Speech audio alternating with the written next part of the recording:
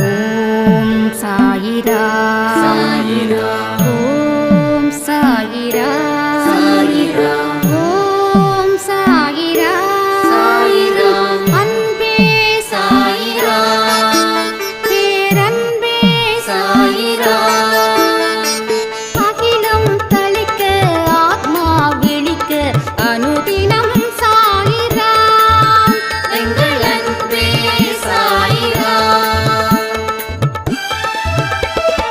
ஒன்றே இறைவன் ஒன்றே பூமிக்கென்றும் சாயிரா சரணம் சாயிரா நன்றே செய்து வாழ்வோம் நாம் ஒன்றே செய்து வாழ்வோம் அன்பே சாயிரா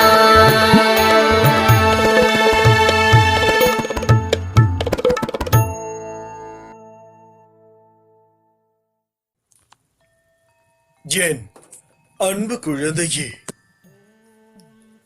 காத்திருக்க கற்றுக்கொள். எல்லாவற்றிற்கும் உரிய ஒரு நேரம் இருக்கிறது. அவசரப்படுவதால் நிம்மதி தொலையுமே தவிர நன்மை எதுவும் கிடைக்கப் போவது இல்லை. நான் இருக்கிறேன், கலங்காதே. உனது கண்களின் முன்னிலையில் நான் தான் அமர்ந்து கொண்டிருக்கிறேன். அம்மா என்று குழந்தை அழைத்தால் தாய் ஓடோடி வருவது போல், சாய் என்று நீ நினைத்தாலே உன் தந்தை நான் வருவேன் உன்னை காக்க. பாபாவின் திட்டங்களை யாராலும் அறிய முடியாது.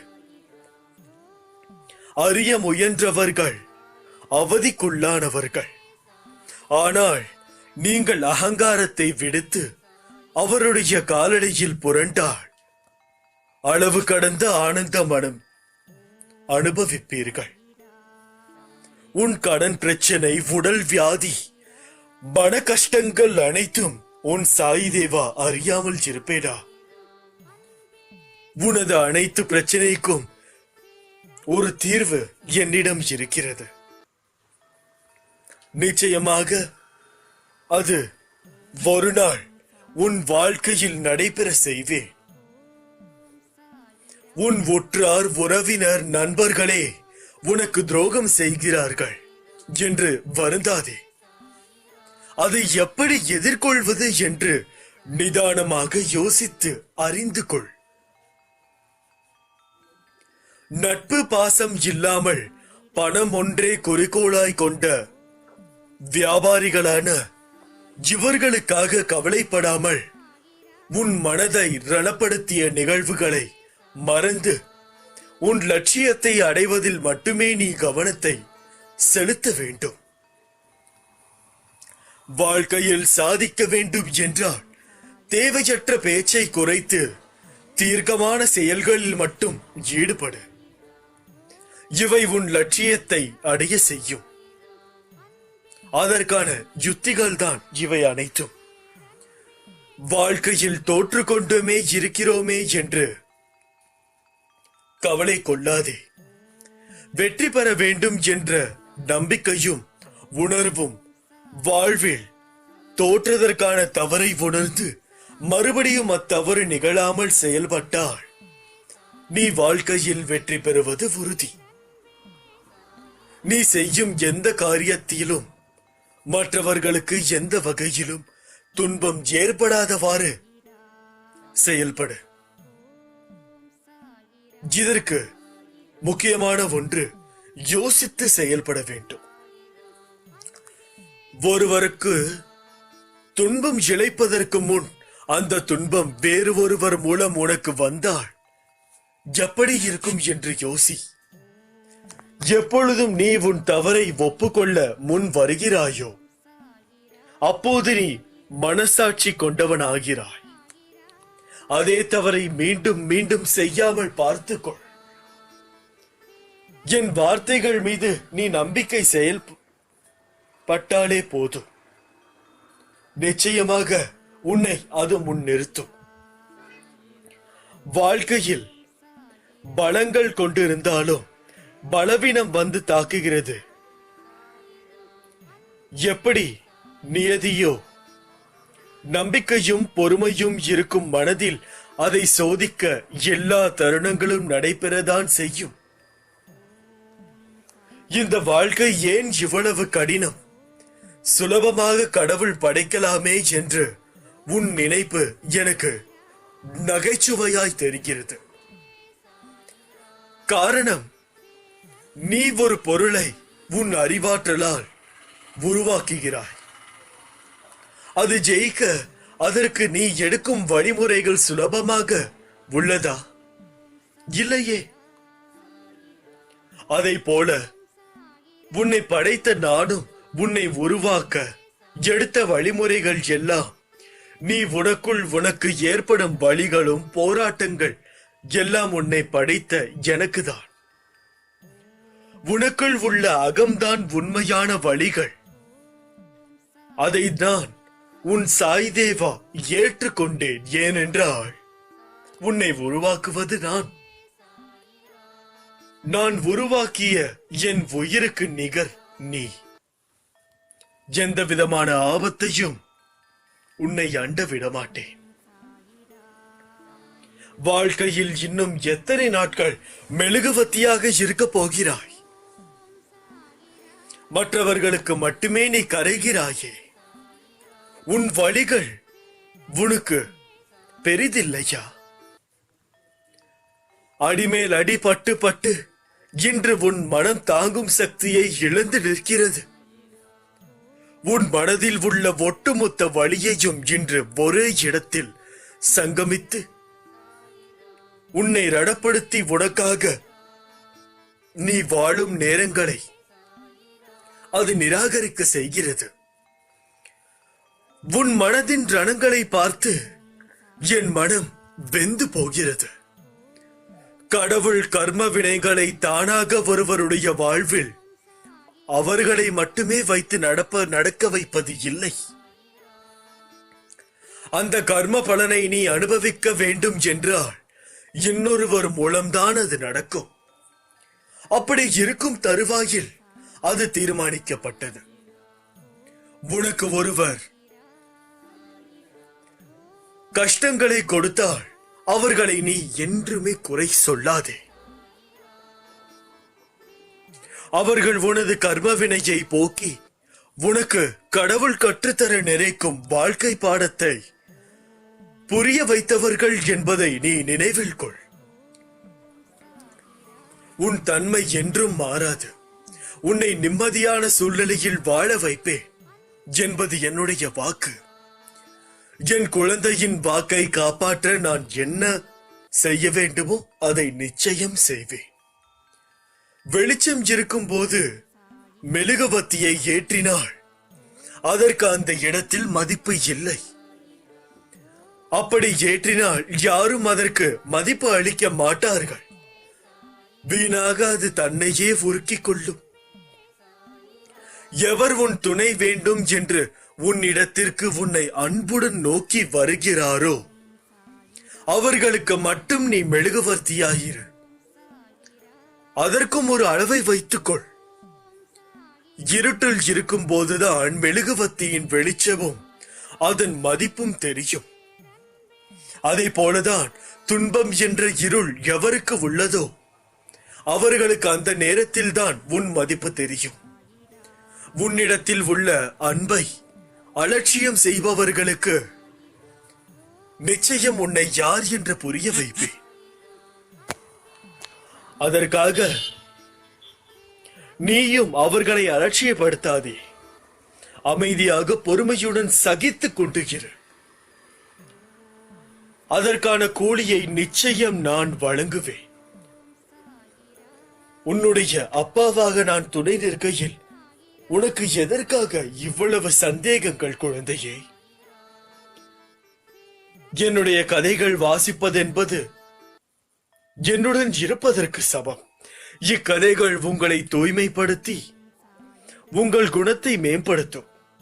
நோயின் பிடியில் இருந்தும் மரணத்திற்கும் கூட என் அன்பு உங்களை காப்பாற்றும். எனது கதையின் ஒவ்வொரு பாடத்தையும் உங்கள் மனதில் பதிய வைத்துக் கொண்டு நேர்மையும் சிறப்பும் தானமும் கொண்ட வாழ்வை வாழுங்கள். நீங்கள் செல்லும் எந்த பாதையாக இருந்தாலும் எனது அன்பு ஒளியூட்டி நீங்கள் அனுபவிக்கும் எந்த இருட்டையும் கருமேகத்தையும் நீக்கிவிடும்.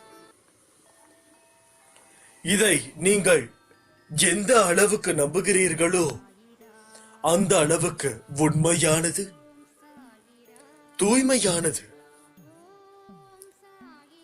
என்னுடைய பக்தன் எவன் ஒருவன் என்னை நம்பி அக்னி தீயிலும் விழ தயாராக இருக்கிறானோ அவன்தான் என்னுடைய உயிரான பிள்ளை.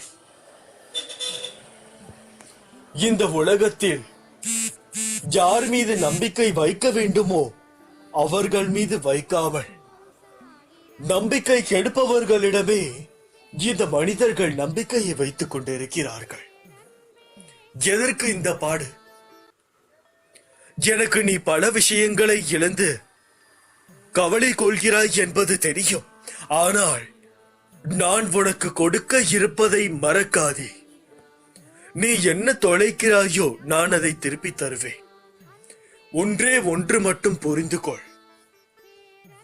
நாம் தேடி செல்கிறதை விட நம்மை தேடி வருவதற்கு விலை மதிப்பு அதிகம். நிச்சயமாக. ஏனென்றால் நம்மை தேடி வரும் அந்த பொருளிற்கு தான் நம்மளுடைய மதிப்பு தெரியும். என்னை கேவலமாக பேசியவர்கள் முன் நான் வாழ்ந்து காட்ட மாட்டேனா என்று நீ ஏங்கிக் கொண்டிருக்கிறாய். கவலை வேண்டாம்.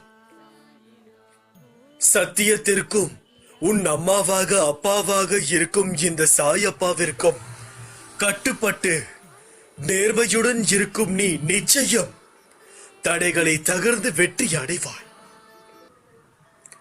இந்த உலகில் சிலர் எப்பொழுதும் மற்றவர்களை காயப்படுத்துவதையே வேலையாக கொண்டிருக்கிறார்கள். இருப்பார்கள். அதைதான் அவர்கள் உனக்கும் இழைக்கிறார்கள். எனவே அச்சொற்களுக்காக நீ வருந்தாதே. மனதைரியத்தோடு நீ உன் கடமைகளை செய். உன்னுடைய ஆற்றலையும் தேவையற்ற இவர்களிடம் வீணாக்காதே. இதுவரை உன் மனதில் இருந்த வலி, துக்கம், தோல்விகளால் மனம் வெறுத்து போய் பரிதவித்து எல்லாம் முடிவுறும். உன் உழைப்பிற்கு ஏற்ற பலரும் கிடைக்கும். நிம்மதியும் சந்தோஷமும் அழகாய் பூத்து குலுங்கும் வண்ண மலர்களைப் போல இனி உன் வாழ்க்கையில் வசந்தம் மட்டும்தான் இருக்கும். உன்னை ஏளனமாக பார்த்து நகைத்தவர்கள் முன்னிலையை கொடியாய் நீ உயர்ந்து நிற்கும் காலம் வெகு தூரத்தில் இல்லை.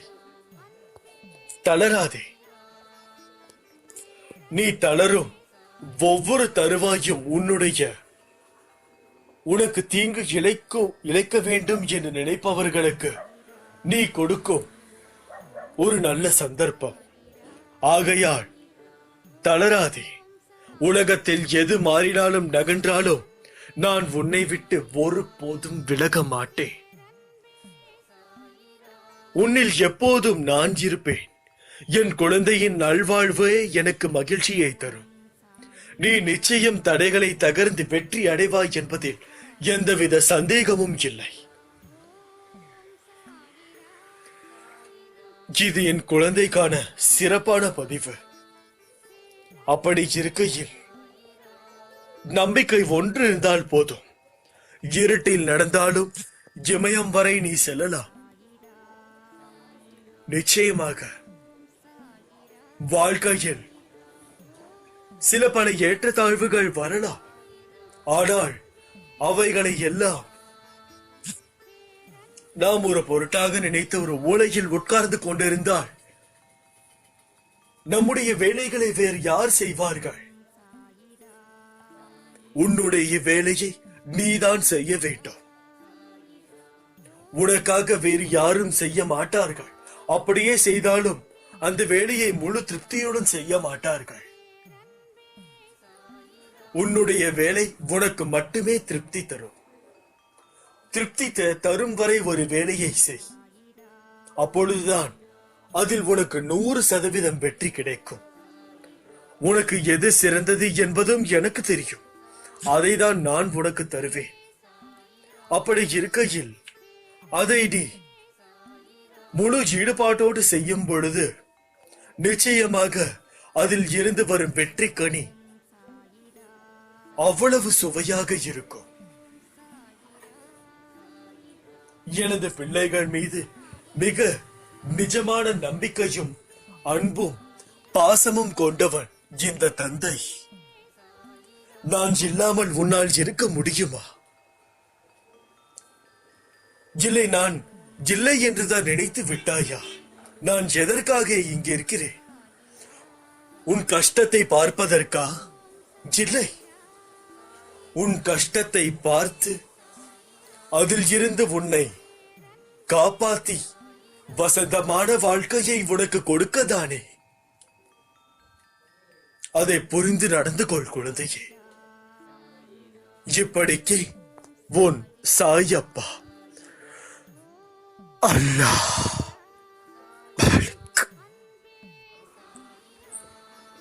என் அன்பு குழந்தையே, நீ என் ஆலயத்திற்கு வந்தால் உன் அனைத்து சந்தேகங்களுக்கும் நான் பதில் தருவேன். பாவம், நீ பிறர் மீது பாசம் வைத்தே உன்னை நீ தொலைத்து விட்டாய். இன்று உனக்கு பரிவு காட்டுவார் யாரும் இல்லை, ஆதரவு சொல்ல ஒரு ஆள் இல்லை. நீ நினைத்ததை நடத்தி கொடுக்க போகும் நாள் வந்துவிட்டது. வாழ்க்கை பாதையில் தனது இருப்பை நிலையை நிறுத்திக் கொள்ள வேகமாக ஓடிக்கொண்டிருக்கும் மனித சக்திகளின் தன்மை மகத்துவமாகாமல் தவிப்பது ஏன் தெரியுமா? நாம் என்பதை, எதை யாருக்காக செய்கின்றோம் என்ற விழிப்புணர்வின்மையே மனித மனம் அனைத்தும் வேகமாக நடக்க வேண்டும் என்று ஏங்குகிறது. ஏழை முதல் பணக்காரர் வரை, 70 முதல் படுப்பது வரை நாம் உருவாக்கியுள்ள தன்மைகளுக்காக வேகமாக ஓடுகின்றோம். ஓடாமல் நின்று விட்டால் தோற்று விடுவோமோ என்ற அச்சம். இந்த அச்சத்தின் உச்சம் நம்மை சுற்றி பல இன்னல்களை உருவாக்கி அதற்குள் உன்னை சிக்க வைத்து வேடிக்கை காட்டுகின்றது. இந்த வேடிக்கைதான் பல வாடிக்கையாளர்களை உருவாக்கி உயிர்ப்புடன் மக்கள் உழவுவது போல் மாயத்தை ஏற்படுத்தியுள்ளது என்பதை உணர்ந்திடதான் முடியுமா? எவ்வாறு இக வாழ்க்கையில் வேகமாக ஓடுகின்றனரோ அதே தன்மையை ஜெகத்தை அடைவதற்கு கையாண்டால் உச்சிக்குழி தரிசனம் கிட்டிடுமோ? அது எட்டாத தொலைவில் தானே செல்லும். மனிதனுக்குள் எழுந்த இந்த வேகமான தீயை தணிக்க துரித ஆன்மீகம் கடைவிரிந்து காத்துக் கொண்டிருக்கிறது. இங்கே வந்தால் உங்களின் பிரச்சனைக்கு தீர்வு கிடைத்துவிடும். இத்தனை நாளுக்குள் நீங்கள் உயர் ஞானத்தை அடைந்திட முடியும். நெற்றிக் கண்ணை திறந்து முக்காலம் அறியும் ரகசியத்தை கற்றுக்கொள்ளுங்கள் என்ற அழைப்பு உங்கள் ஒவ்வொருவரையும் நோக்கி குவிந்திருக்கும் தானே. எதை தின்றால் நம் பித்தம் தெளியும் என்ற எண்ணத்தில் ஓடுபவர்களுக்கு அனைத்தும் சிறப்பானதே. ஆனால் ஆத்ம தரிசனத்தின் ஆணிவேர் எங்கிருக்கின்றது தெரியுமா? எவ்விடத்தில் ஓட்டத்தை துவங்குகின்றீர்களோ அங்கே மறைபொருளாகப்பட்டுள்ளது. ஒரே ஒரு முறை அதை திரும்பி பார்த்தாலே அதுவே தன்னை உனக்கு காட்டும். 24 மணி நேரத்தில் ஒரு அரை மணி நேரம் உனது உடல், மனம், புத்தி எப்படி இயங்குகின்றது? அது நலமாக இருக்கின்றதா இந்த கணம் நாம் உயிர்ப்புடன் குடும்ப சூழலை அணைத்திருக்கின்றோமா என்பதை உணர்வது அவசியமானது. அவசியமானதை வசியமாக்கும் தந்திரம் இந்த மனித எந்திரத்திற்கு மட்டுமே உண்டு. எனக்கு நேரமில்லை, இத்தனையையும் படிப்பதற்கும் பொறுமையும் இல்லை என்று நழுவி செல்லும் மனநிலை எழுந்தால் நாம் நமது ஆத்ம சக்தியின் அழைப்பை தவற விட்டவர்கள் என்று அர்த்தம். படிக்கும் போது நீங்கள் படிப்பதில்லை, ஐம்புலன்களையும் ஒடுக்கி உங்கள் ஆத்மா படிக்கிறது. நமது உடலை வளர்த்த உணவிடுவது போல் ஆத்மாவை எழுப்ப இறையின் வார்த்தைகள் படிப்பதும் உள்வாங்குவதும் அடிப்படையான தன்மை. இறையின் ஆதரவு அதிர்வு கடலமாக வெளிவர இடைவெளியை உருவாக்கும். அதற்குண்டான அஸ்திரமும் இதுவே. உன்னை நான் தேர்ந்தெடுத்து நான் வசிக்கும் இடத்திற்கு வரவழைத்தேன். எப்படிப்பட்ட சூழ்நிலையிலோ நீ கலங்க தேவையில்லை. வாழ்க்கையில் வழிகளும் உண்டு, வழிகளும் உண்டு. உனது வழிதனை போக்கி வழிதனை காட்டுவேன். தைரியமாக செல், பதற்றப்பட தேவையில்லை. நான் உன்னோடு இருக்கையில் நம்பிக்கையோடு நீ உன் கடமையை செய்தால் மட்டும் போதும். எவன் ஒருவன் இறைவன் தன்னை காண்கிறான் என்பதை உணர்கிறானோ அவன் என்றுமே வழி தவறியதில்லை. ஏனென்றால் இறை பயம் உள்ள ஒருவனும் தவறான வழியில் சென்றதில்லை. எனக்கு சேவை செய்யும் என்னுடைய புகழை பாடியும் முழு மனதுடன் என்னை சரணாகதி அடைபவன் என்னுடனே ஐக்கியமாகி விடுகிறான். நான் எனது என்னும் அகங்காரத்தை என்னுடைய பாதங்களில் சமர்ப்பித்தே எனக்கு செய்யும் முற்றும் முழுமையான சேவையாகும் என்பதை புரிந்து கொள்ளுங்கள். நிச்சயமாக உங்களுக்கு நல்லது மட்டுமே நடக்க விடுவேன். ஏதாவது ஒரு ரூபத்தில் உனக்கு நான் துணை இருப்பேன். துணிந்து நில், உனக்கு துணையாக நான் வருகிறேன். நான் உன்னிடம் வந்திருக்கிறேன், என்னை நீ பிடித்துக்கொள். நீ கவலைப்படும் போது அதை நிவர்த்தி செய்வது எனது கடமை. நான் உனக்காக புன்னகைத்துக் கொண்டு உன் வீட்டு வாசலில் காத்திருக்கிறேன். இன்று உன்னை யார் உதாசீனப்படுத்தினாலும் அதற்காக உடைந்து வீழ்ந்து போகாதே.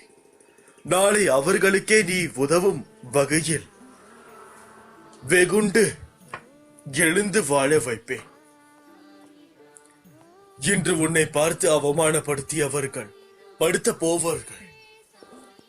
உன்னை உதாசீனப்படுத்துபவர்களை கண்டு அவர்களை பார்த்து சின்னதாய் ஒரு சிரிப்பை மட்டும் சிரித்துக் கொண்டு உன்னுடைய வேலையை செய். தேவையில்லாமல் வாக்குவாதம் எழுவதால் நம்பிக்கை இழப்பது உனக்கு மட்டுமே, அவர்களுக்கு இல்லை. நிச்சயமாக அவர்களை அப்படியே சிரித்துவிட்டு போனால் மட்டும் போதும். மற்றவை எல்லாம் நான் பார்த்துக் கொள்கிறேன். இந்த உலகம் என்பது உருண்டை. அதற்காக அவர்கள் உன்னை உதாசீனப்படுத்தியது போல நீயும் அவர்களை உதாசீனப்படுத்த வேண்டும் என்பதில் அவசியம் இல்லை. உனக்கு பதிலாக வேறொருவன் நிச்சயமாக அவர்களை உதாசீனப்படுத்துவார். உன்னை இன்று யார் திட்டினாலும் அவர்களிடத்தும் எதுவும் பேச வேண்டாம்.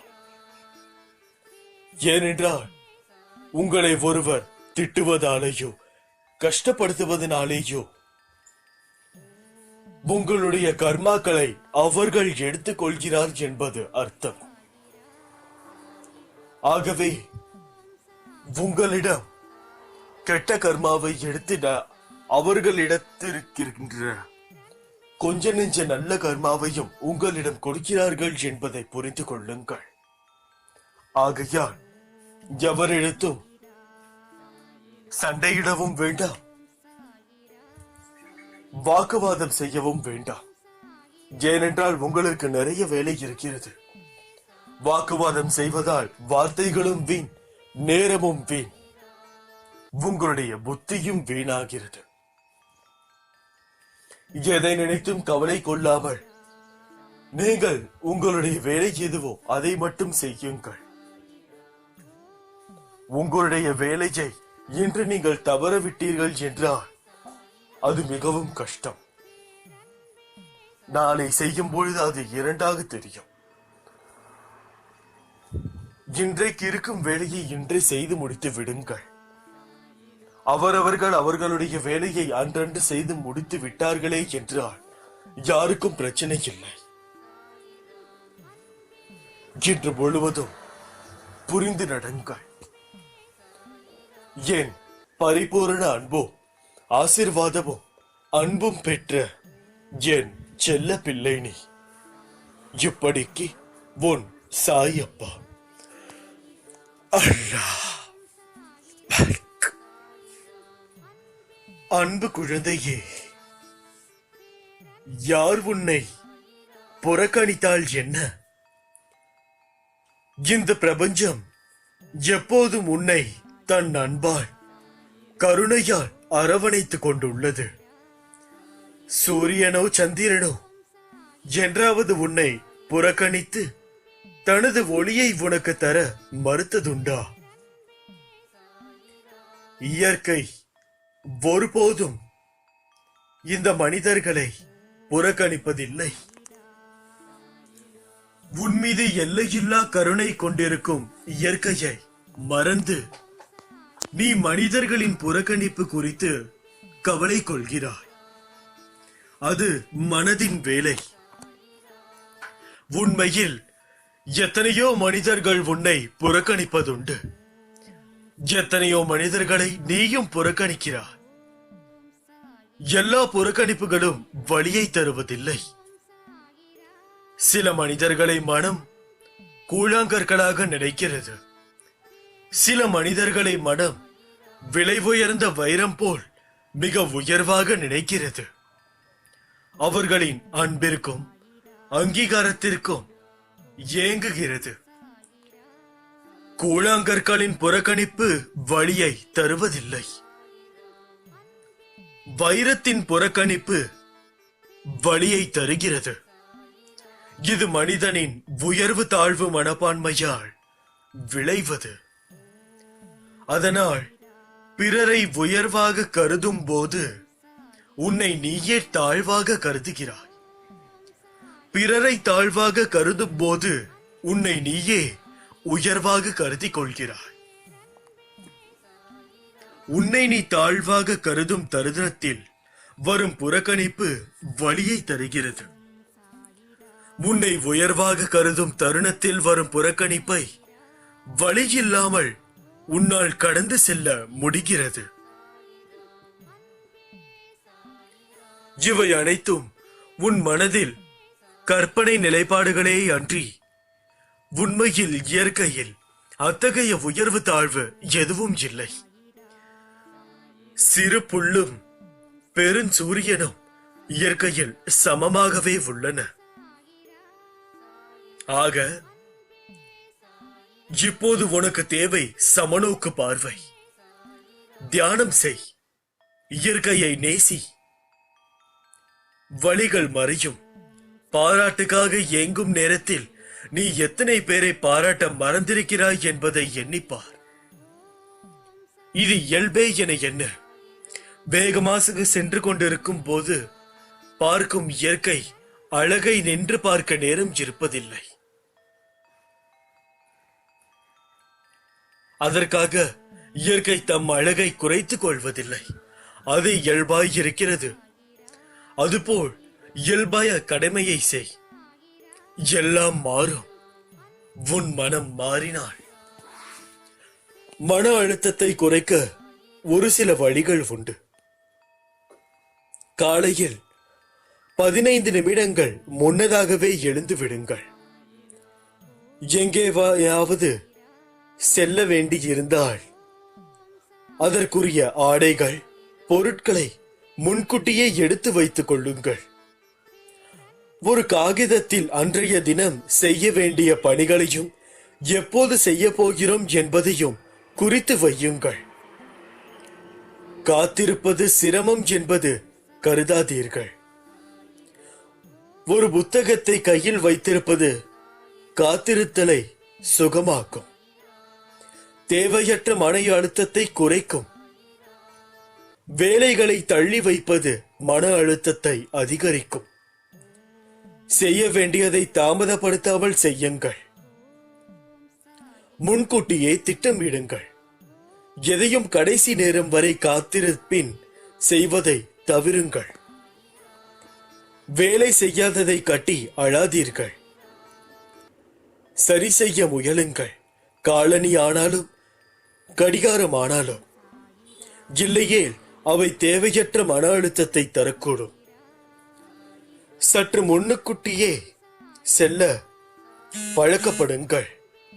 10 நிமிடத்தில் செல்ல முடிந்த இடத்துக்கு 20 நிமிடத்திற்கு முன்பாகவே புறப்படுங்கள். காஃபி, டீ அதிகம் குடிப்பதை தவிருங்கள். புகை, மது எல்லாம் வேண்டாம். சில மாற்று யோசனைகளை கைவசம் வைத்திருங்கள். உதாரணமாக, பேருந்து தாமதமானால் இதை செய்வேன் என்பது போன்றவை. இறுக்கம் தளருங்கள். சிறு வேலைகள் தடைப்படுவதாலோ தாமதப்படுவதாலோ உலகம் முடிந்துவிட போவதில்லை. தவறாய் போன ஒரு விஷயத்தை குறித்து சிந்தித்துக் கொண்டே இருப்பதை விட சரியாய் நிகழ்ந்த பலவற்றை குறித்து அடிக்கடி நினைத்து மகிழுங்கள். செல்லும் இடங்கள் புதிய இடங்களாக இருந்தால் வழியை முதலிலேயே தெளிவாக கேட்டு வைத்துக் கொள்ளுங்கள்.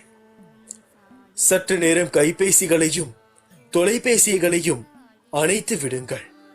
ஓய்வு எடுங்கள், எந்த தொந்தரவும் இன்றி. செய்வதற்கு இயலாத பணிகளோ நேரமில்லாமையால் நாம் செய்ய முடியாது என நினைக்கும் பணிகளோ இருந்தால் மன்னிக்கவும், என்னால் செல்ல இயலாது, செய்யவும் இயலாது என்று சொல்லி பழகுங்கள். உணவு, உடை, உறைவிடம் தவிர்த்து எதுவும் உங்களை மன இறுக்கம் கொள்ள செய்யாமல் பார்த்து கொள்ளுங்கள். முன்னுரிமை எதற்கு கொடுக்க வேண்டும் என்பதில் தெளிவு அவசியம். எளிமையாக வாழுங்கள். உற்சாகமான நண்பர்களுடன் பழகுங்கள். அதிக நேரம் நன்றாக தூங்குங்கள். முடிந்தால் அலாரம் வைத்து தூங்குங்கள்.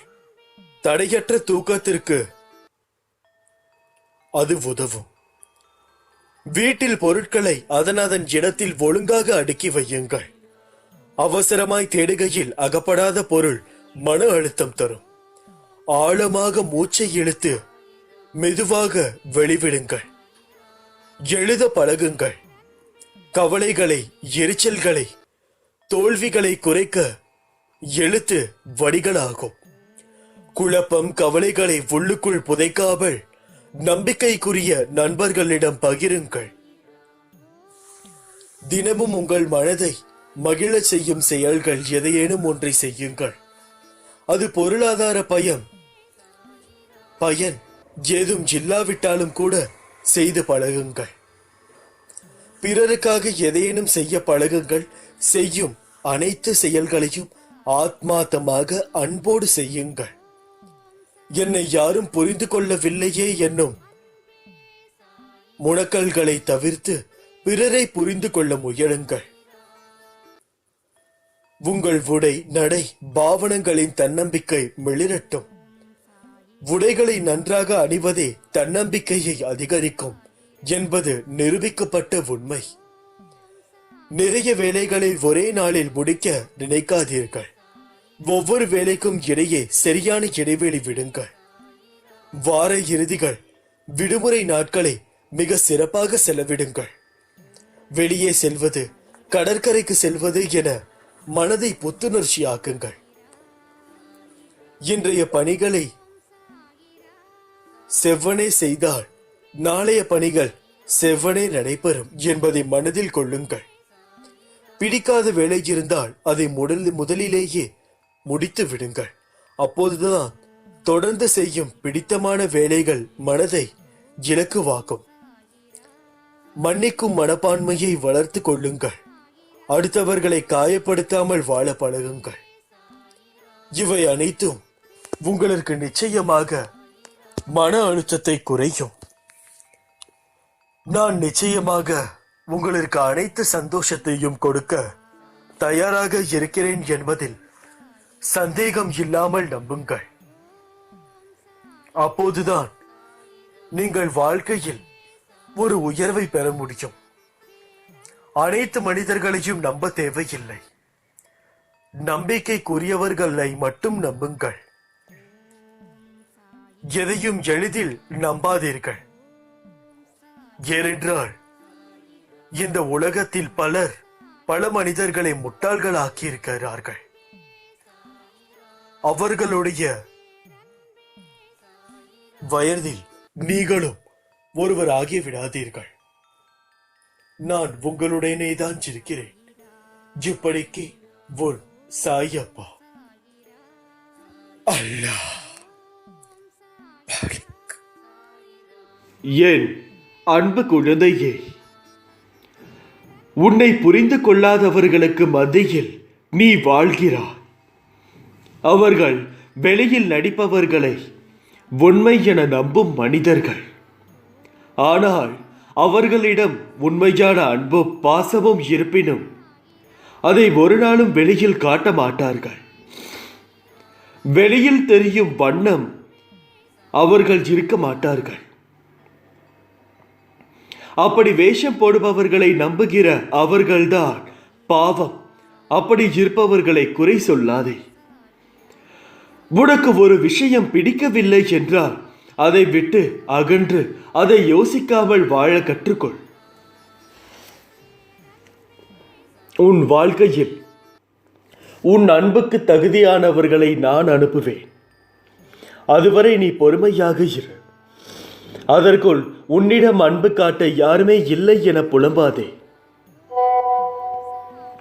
ஏனென்றால் உனக்கு நல்லது நடந்தால் அது உனக்கு சந்தோஷத்தை கொடுக்கும். இதையே நீ மற்றவர்களுக்கு நல்லதாய் நினைத்துப் பார். நிச்சயமாக வாழ்க்கையில் ஒரு பெரு நிகழ்ச்சி நடக்கும். அப்படிதான் இங்குள்ள அனைவரும் தன்னுடைய வாழ்க்கையை எப்படி எடுத்து செல்வது என்று தெரியாமல் தானே தன்னுடைய வாழ்க்கையை விதிவிலக்காக்கிக் கொள்கிறார்கள். உன் வாழ்க்கையே அழகாகும். உன் வாழ்க்கையே நிறைவடையும். வாழ்க்கையில் உன் நிம்மதி காற்று வீசும். ஏனென்றால் நிம்மதி என்ற வார்த்தைக்கு உன் வாழ்க்கையில் அர்த்தம் தெரியாதது போல் ஏகப்பட்ட பிரச்சனைகளை நீ சந்தித்து விட்டாய். நிம்மதி என்ற வார்த்தைக்கு அர்த்தம் தெரிந்து நிம்மதி என்ற சொல்லை அனுபவித்து அதை போதும் என்ற அளவிற்கு நீ அனுபவிக்கக்கூடிய காலம் வெகு நாட்களில் இல்லை. சாய்பாபா வாழ்ந்த போது அவரை நேரில் பார்த்து ஆசி பெறும் பாக்கியம் நமக்கு கிடைக்கவில்லை. அதற்காக கவலைப்பட வேண்டியது இல்லை. ஷீரடி சாய்பாபாவின் வாழ்க்கை வரலாற்றை சொல்லும் சாய் சச்சரிதம் நூலை பாராயணம் செய்தாலே பாபாவின் நேரடி அருள் நமக்கு கிடைக்கும்.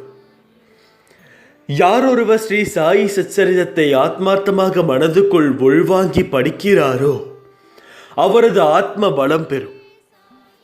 அதாவது ஆத்மா பலம் பெறும். பாபாவுடனே வாழ்வது போன்ற நிலைக்கு அது அவரை உயர்த்தும்.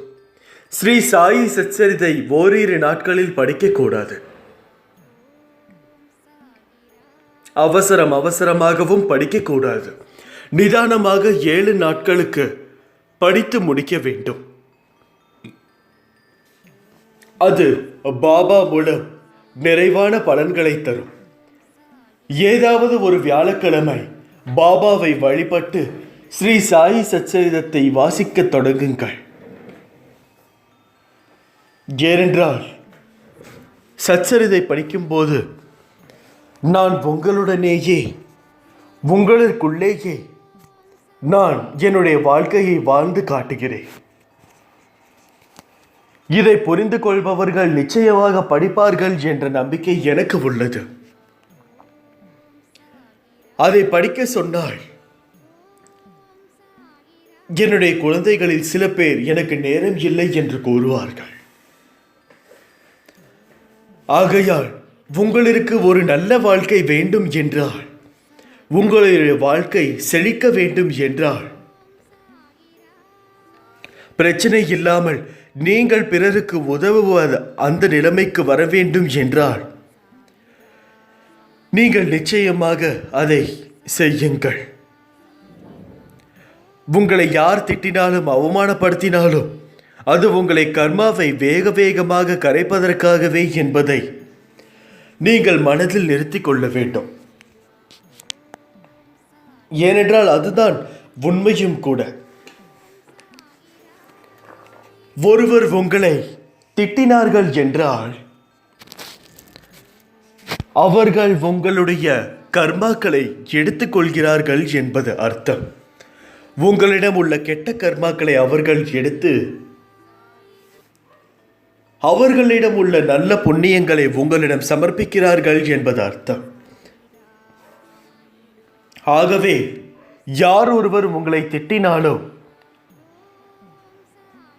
சிரித்துவிட்டு வந்து விடுங்கள். ஏனென்றால் அந்த சிரிப்பில் 1000 அர்த்தம் இருப்பது என்பது அவன் ஒரு நிலைக்கு வரும்போது புரிந்து கொள்வார். உங்களுடைய உண்மையான ஆழமான நம்பிக்கையும் பக்தியும் தான் என்னை உங்களிடம் கொண்டு சேர்க்கும். நீ எல்லா செல்வ வளங்களையும் பெற்று சீரும் சிறப்புமாய் வாழ்வதற்கு நான் பொறுப்பு. நினைத்து பார்க்க முடியாத அதிசயம் எப்போது வேண்டுமானாலும் நடக்கலாம். உன் வீட்டிற்கு உணவருந்த மானிடனாய்தான் வருவேன் என்று எண்ணாதே. எவ்வுயிராகவும் நான் வருவேன். ஏனென்றால் நான் அனைத்து உயிர்களிலும் கலந்து இருப்பேன் என்று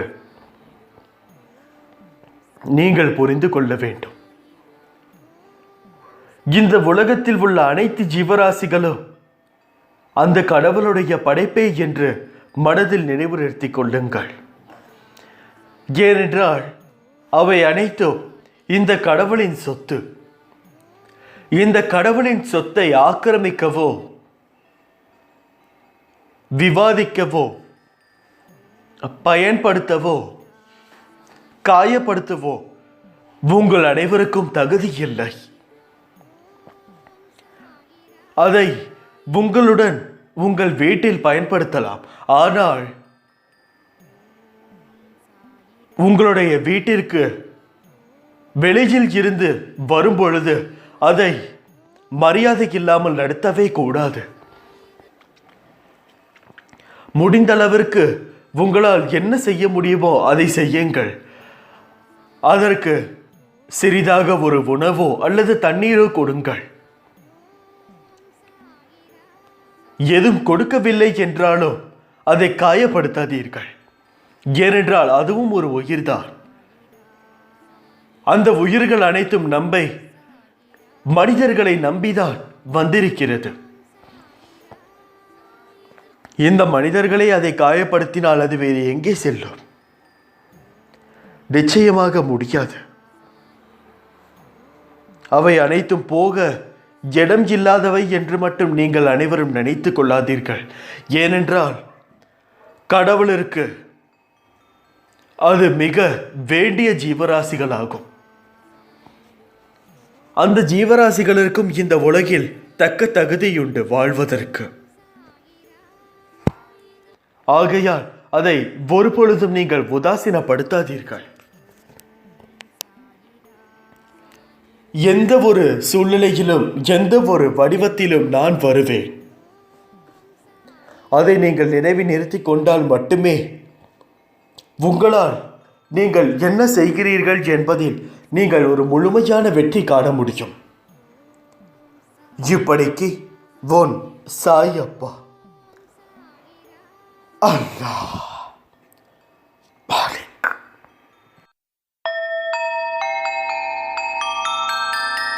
ஓம் சாயிரா சாயிரா